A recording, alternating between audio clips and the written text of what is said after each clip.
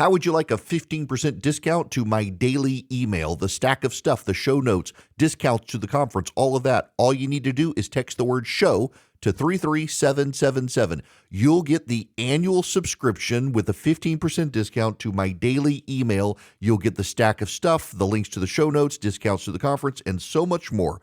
All you have to do is text the word show, SHOW, to 33777. Text show to 33777.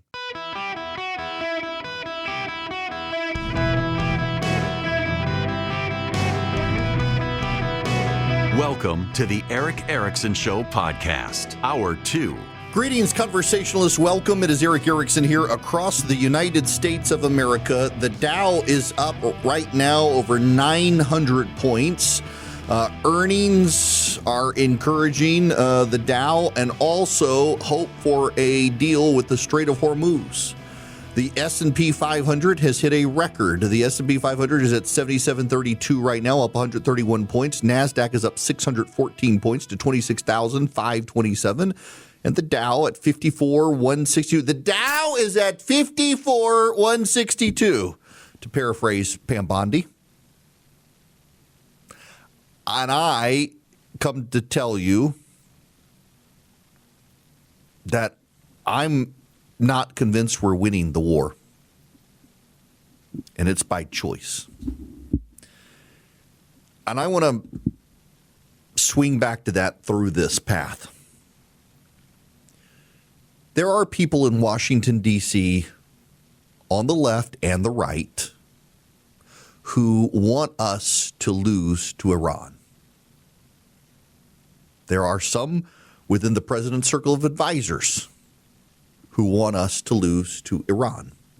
The isolationist wing of the Republican Party, a lot of them embedded within the vice president's office and around the president, they want us to lose because they believe it will restrain us in the future.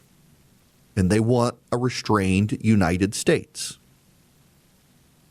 There are people in the Pentagon, in the vice president's office, in the White House, who have for a number of years articulated the idea that the United States is in decline and we need a tripartite system like we had in the late 1800s as the British Empire began to flounder.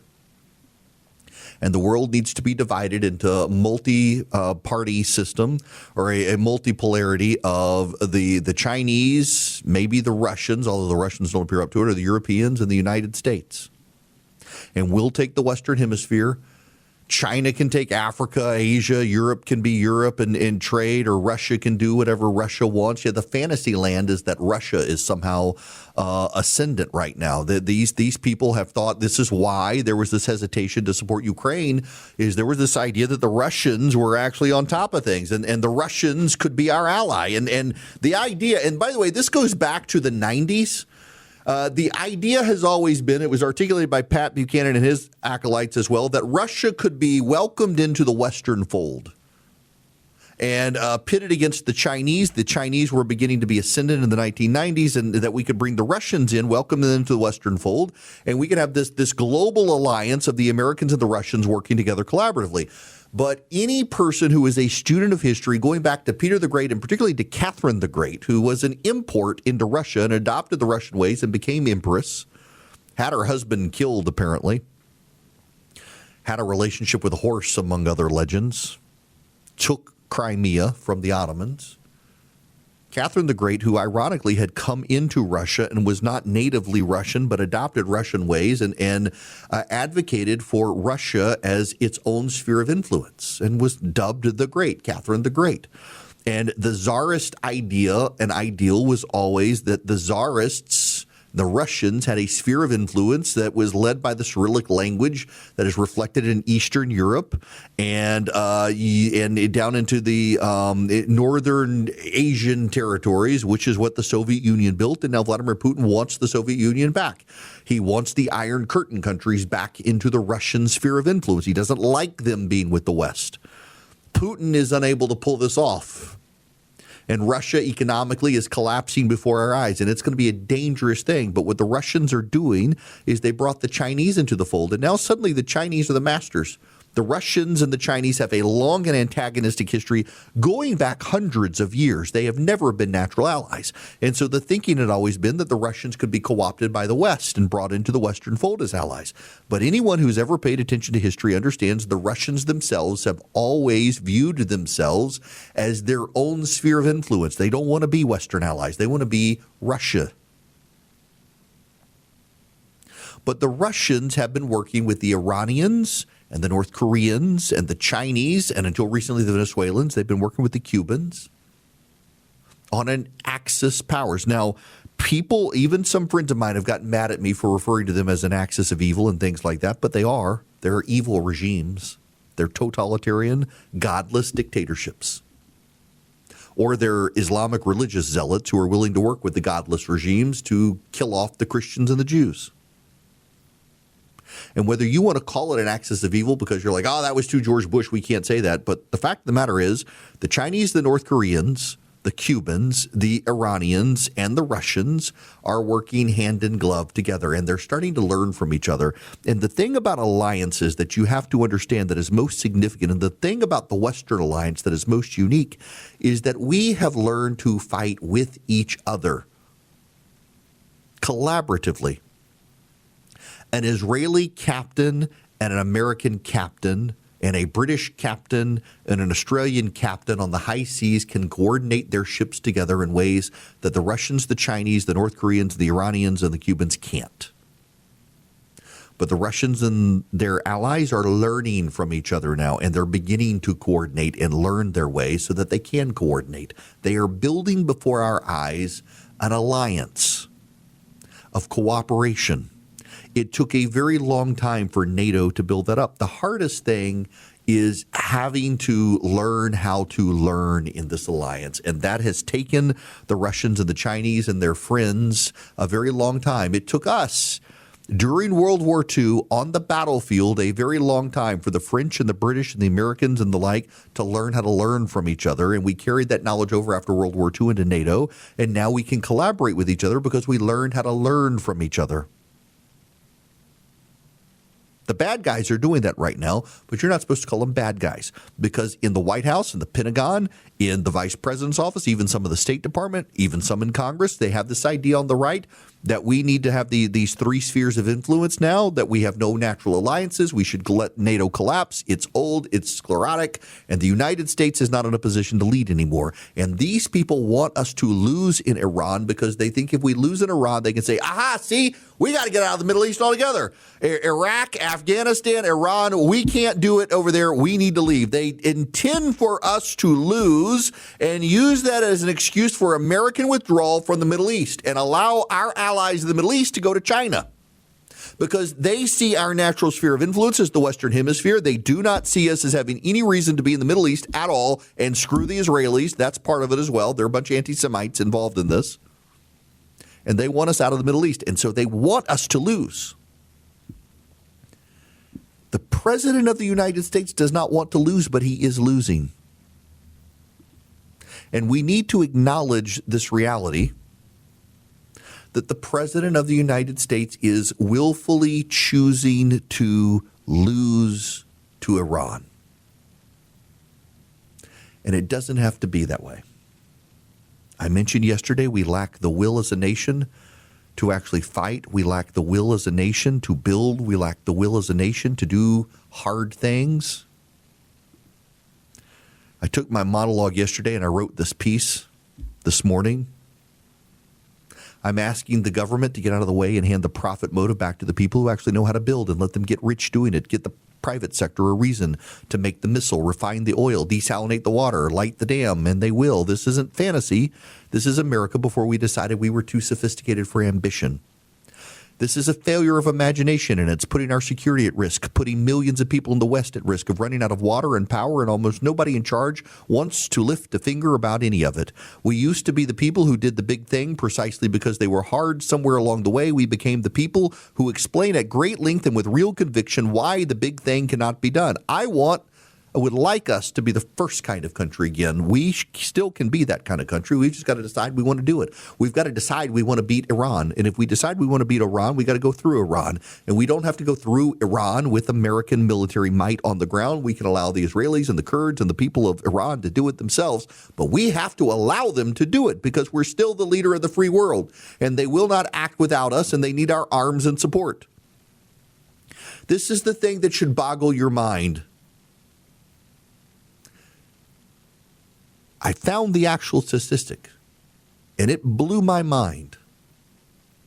Do you know how many drones Ukraine is going to build this year? Let's step back for a moment, folks. Ukraine is a nation at war right now. It is bombed on a daily basis by the Russians. Its territory has been taken. Its president lives in daily fear of assassination. Its manufacturing base and farm base wiped out.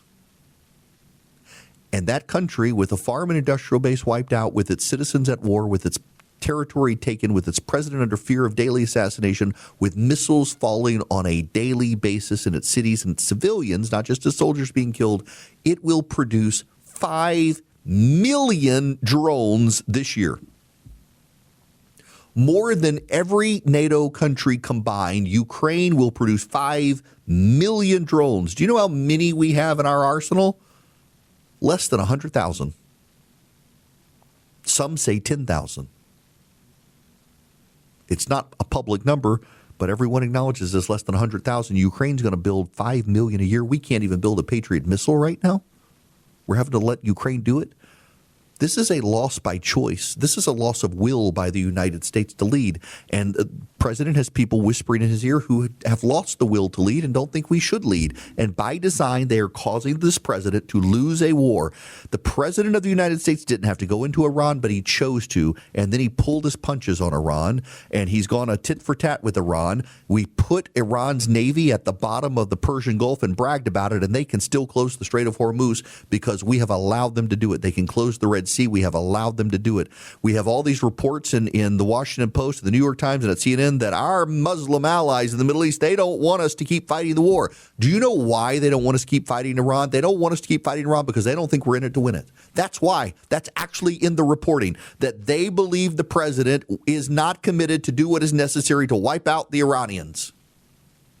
And so they don't want us to keep going. And in the process, we have put the Iranians in a better position. Mr. President, go destroy the regime. Allow Israel and the people of Iran to destroy the regime. Mr. President, you told the people of Iran to stay inside until it was time to take to the streets, and you never told them it was time to take the streets. You blamed the Kurds for not arming them. You gave the Kurds the weapons, but we now know the Turks convinced you to tell the Kurds not to give them the weapons. The Turks supported the Iranians. The Pakistanis supported the Iranians. The Qataris behind the scenes have supported the Iranians. You've allowed our enemies to negotiate our terms of surrender, and we are surrendering, Mr. President. You got bad advice. It's time to go find some people to give you good advice. It's time to win. We're losing by choice. We have the capability to win, and instead we're losing by choice. And there are people in your administration, Mr. President, who want us to lose so they can box in the United States to the Western Hemisphere and say, we give up. We're no longer the leader of the free world, and that will crush us all economically. Look at the rest of the world. We complain about our grocery prices. They're worse overseas. We complain about our inflation. It's worse overseas. We complain about our trade. It's worse overseas. Why is it worse overseas? Because we lead the free world. If we give up that leadership, it's going to be worse for us. It's going to be worse for your businesses. It's going to be worse for everybody on planet Earth, and someone will fill the vacuum. Don't cause the vacuum, Mr. President. Go allow our allies to work with us to destroy the Iranians. Stop pulling punches. And if you must pull the punches because of our supply chain constraints, then you need to fix the supply chain, because a nation at war in Europe is building 5 million drones a year while being relentlessly, ruthlessly bombed on a daily basis. We are at peace and cannot build up the arsenal of democracy again. We need to fix what's ailing us. Hello there. It is Erick Erickson.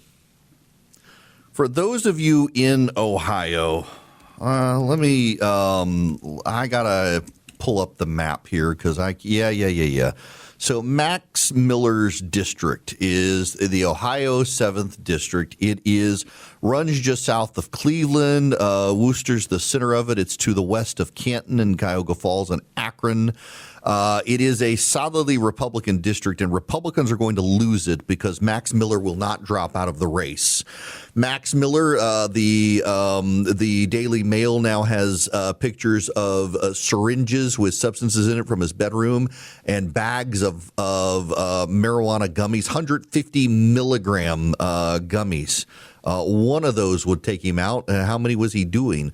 Bernie Moreno, who is the senator and his father-in-law, says this is a seventh level of hell and a horrific experience for his family, and claims that Max Miller committed a felony by releasing nude pictures of Max Miller's daughter. Max Miller himself claims he's going to file for an ethics investigation into himself because he believes he's being slandered. His ex-girlfriend has come forward and said he's abusive. And also it appears Bernie Moreno had to pick up his granddaughter for a custody visit from the police station because the family doesn't feel safe around Max Miller. And Max Miller would not allow his daughter to take her favorite stuffed animal with her. He held it hostage.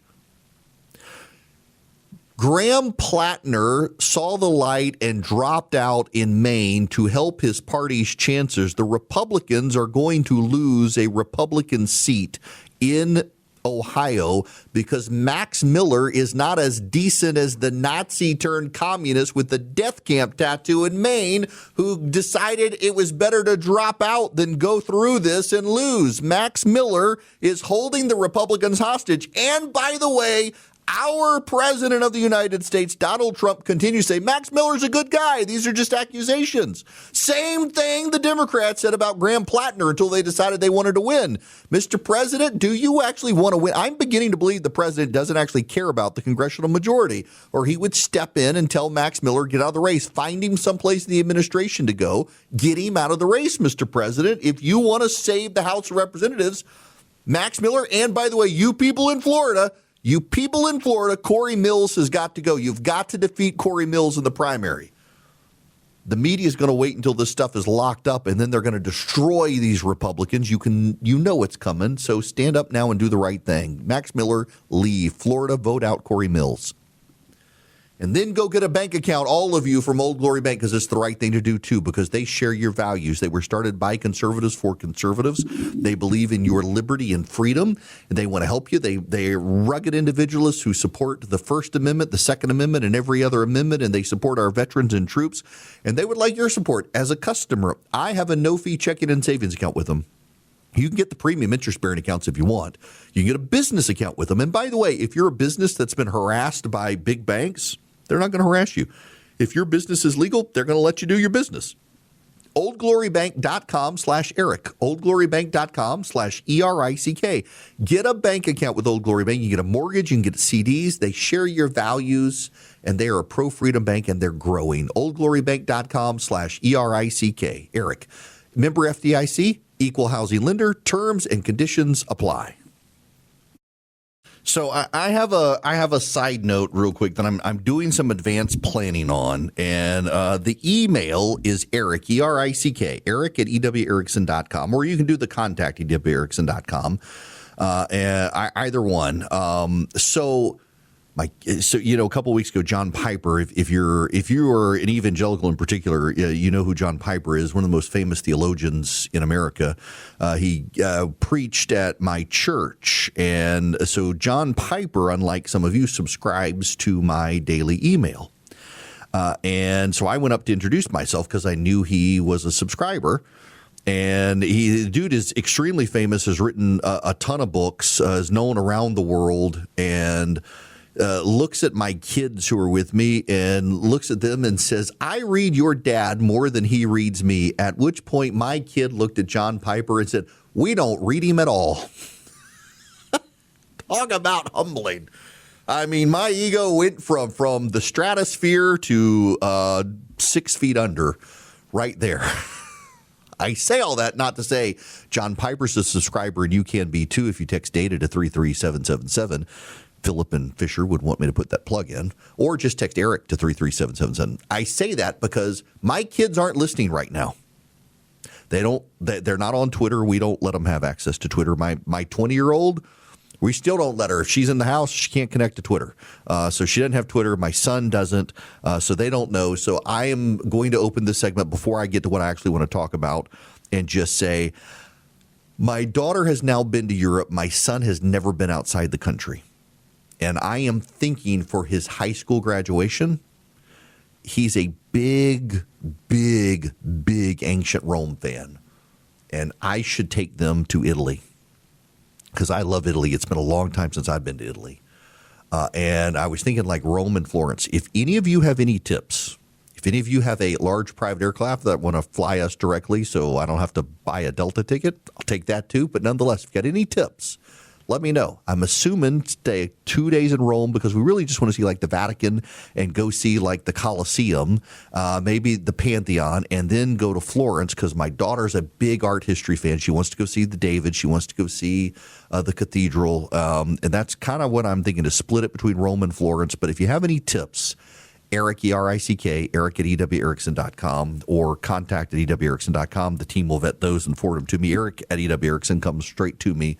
But I'm kind of thinking this comes because he graduated from high school at the end of May. My daughter will start her senior year of college, do a family trip. My wife, given her health, she's a little bit shy about going.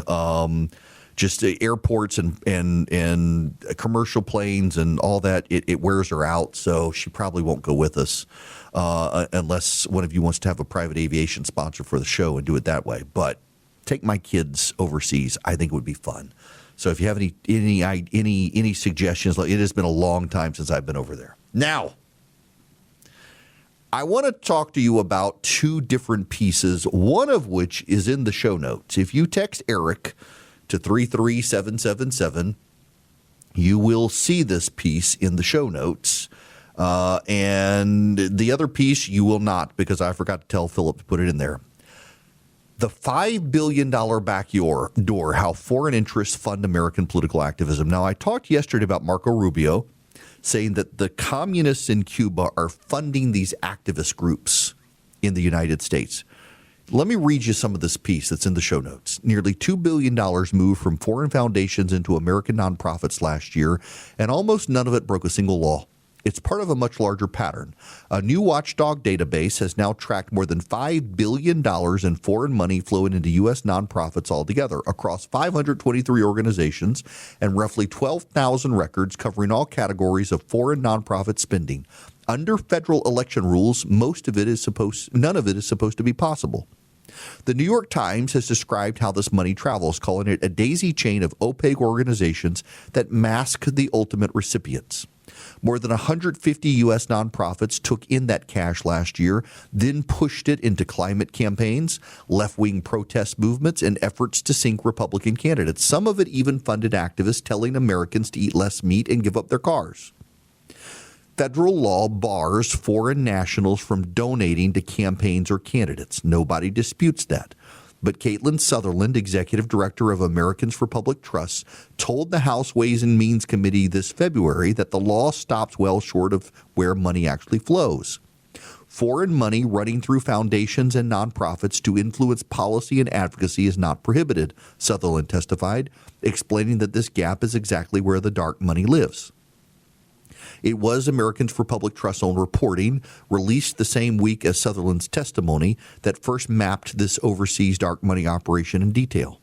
The group's research traced funding from a handful of foreign foundations through more than 150 American organizations, and that research is now the backbone of a federal case. 19 state attorneys general have cited it directly in a letter urging the Department of Justice to investigate under the Foreign Agent Registration Act. The billionaires funding all of this aren't hiding either. Hansjorg Wyss,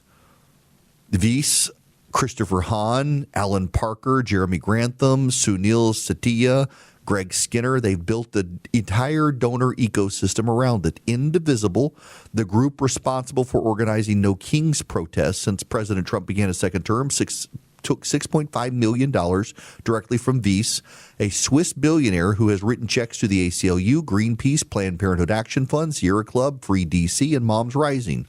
Several of those same groups turned around and sponsored protests that Wyss's money helped organize. That's just one protest movement. Community Change pulled in $1.6 million from the Oak Foundation, a Geneva-based philanthropy tied to Jeep fortune heir Alan Parker, and used it to fund anti-police organizing in Washington, D.C. The Extinction Rebellion counts Christopher Hohn, a British hedge fund manager, as the single biggest individual donor. Wyss alone has donated $280 million to 1630 Fund, a U.S.-based fiscal sponsor that channels money to dozens of progressive advocacy projects and has backed pro-Kamala Harris super PACs and spent $130 million across ballot fights in 26 states. Climate money dwarfs it all. Quadrature Climate Foundation, backed by the London hedge fund Quadrature Capital, has sent $530 million to American nonprofits, and the Oak Foundation has sent $750 million more, much of it aimed squarely at killing the Keystone XL pipeline project, enforcing the Paris Climate Accords, and promoting other radical climate policies. The KR Foundation, a Danish philanthropy focused on climate policy, spent $36 million to promote a version of American cities with no private cars. One Quadrature grantee, Windward Fund, a U.S. nonprofit that acts as a financial umbrella for environmental campaigns, sends its share, nudging people away from meat and dairy and toward plant-based diets. The Children's Investment Fund Foundation, a London-based charity built on Christopher Hahn's hedge fund fortune and reported to maintain ties to groups like the Chinese Communist Party, has put more than $500 million into what state attorneys general describe as a broader effort to push radical climate and DEI policies on U.S. soil. So we defund the USAID and these NGOs, and the billionaire progressives abroad step in to fund billions of dollars into the United States, into these left-wing think tanks and accounts. But wait, there is more. The William and Flora Hewlett Foundation is a left-wing behemoth that funds left-wing causes like environmentalists, abortion access advocates, racial agitators, and Bidenomics alumni. The Hewlett Foundation has started doing something else as well. It's 10 times larger than the Bradley Foundation, which funds a lot of conservative causes. And do you know what the Hewlett Foundation is now funding? Supposed right-wing think tanks. That's right. Supposed right-wing think tanks. They fund Planned Parenthood, and they fund the Sierra Club, and they fund Catholics for Choice, and they also fund Oren Cass's group. Oren Cass is the self-styled economist who convinced the Trump administration to embrace tariffs. They claim that they are conservatives. The Hewlett Foundation and others are pouring money into left-wing groups that claim to be right-wing. And it's not a surprise. Soa Mamari, remember him? He went after David French and kind of polarized the right against David French, and now he's moved back to the left. He had been on the left, moved to the right, moved back to the left. And I read, I think last week I was on Twitter and someone pointed out the Hewlett Foundation has given, Compass or not Compass? I can't remember now. Compact is publication money. Hewlett Foundation funds left-wing causes. It doesn't fund right-wing causes. It has never funded right-wing causes, and yet suddenly it's funding groups that claim to be on the right. You have left-wing billionaires from Europe funding left-wing causes in the United States, and you have left-wing billionaire funds in the United States funding left-wing causes that are masquerading as the right, and all of this is to push the country to the left. You need to understand that some of the loudest voices on the right in America today, like Oren Cass, the self-styled economist who doesn't even have a degree in economics and who has advocated tariffs, which are deeply unpopular with Americans, but very popular with Donald Trump, the Oren Cass is being funded by a left-wing group that also funds Planned Parenthood and climate justice programs. You have left-wing billionaires from Switzerland funding climate justice programs in the United States. This is a recurring pattern every one of you needs to pay attention to. The right is being co-opted by left-wing causes. Michael Watson at Capital Research has documented the money flowing in from these left-wing grants to the right. And you should be paying attention to all the leftist funding that is flowing into these supposed right-wing, and I use air quotes, right-wing organizations that are suddenly advocating unionism. They're suddenly advocating unionization. They're suddenly advocating climate justice. You've got this group that supposedly is on the right that is opposed to data centers. They are run out of an office in San Francisco that is funded by left-wing donors. You have people on the right who are being bought and paid for by the left to advocate left-wing causes. They've given up on the country. They think the country's in decline, and they want to cash out. Like the politicians in D.C., these people are doing the same thing. Not only that, you got these people on the left who are being funded by left-wing donors abroad to advocate these left-wing causes, and Congress should act. They've been holding hearings on this, and even some Democrats are alarmed about the amount of money flowing in from foreign donors to shape policy in this country. Code Pink is funded by the communist Chinese, it seems, or those sympathetic to the communist Chinese. A buddy of mine is in San Francisco and sent me a picture the other day, and it was a Code Pink sign in San Francisco. It said, "Make peace with Iran." And he texted me and said, wow, Code Pink and the vice president are on the same side. There are progressives spending money to co-opt the right. Y'all, if I ever come out in favor of tariffs, except on China's the one exception here because that's a national security issue. If I ever come out for global tariffs or socialist economics, you will know I have been co-opted. There is not a lot of money these days, I'm afraid, to be a traditional Christian conservative who supports the free market. All the money is going to the people who want to destroy all of that and bring up socialism on the left and the right. You should be paying attention to where this money is flowing from. Would a progressive activist group give money to an actual right-wing cause that supported the right wing? Of course not. And yet some of these groups on the right are getting money from the Hewlett Foundation that only supports left-wing causes. And then you have these left-wing donors from Europe who are funding the environmentalist causes and the abortion causes and the campaigns to oust traditional conservative Christian Republicans in Congress. Pay attention to this. These people mean to win. And they're offering you a solution. And the solution is Republicans who embrace their ideas but are social culture warriors. So they're offering you a social conservatism with a left-wing economic slant. Why? Because these left-wing billionaires understand that the social conservatism is nothing. It's the economics that matter, because if they can import third-world economics to the United States, they destroy the United States. They don't care about the social conservative. They are perfectly willing to advance a social conservative socialist because it's the socialism that matters, because the socialism is what breaks this country, and we stop being a threat to communist China the more socialism we embrace. And those socialists, those right-wing, socially conservative socialists, are embedded within the Trump administration. And they wish to end us as leader of the free world, which is exactly what China wants. Hello and welcome. It is Erick Erickson here. I am delighted to have you with me. The phone number is 877-973-7425. Should you wish to be on the program today, I would be very happy to have you.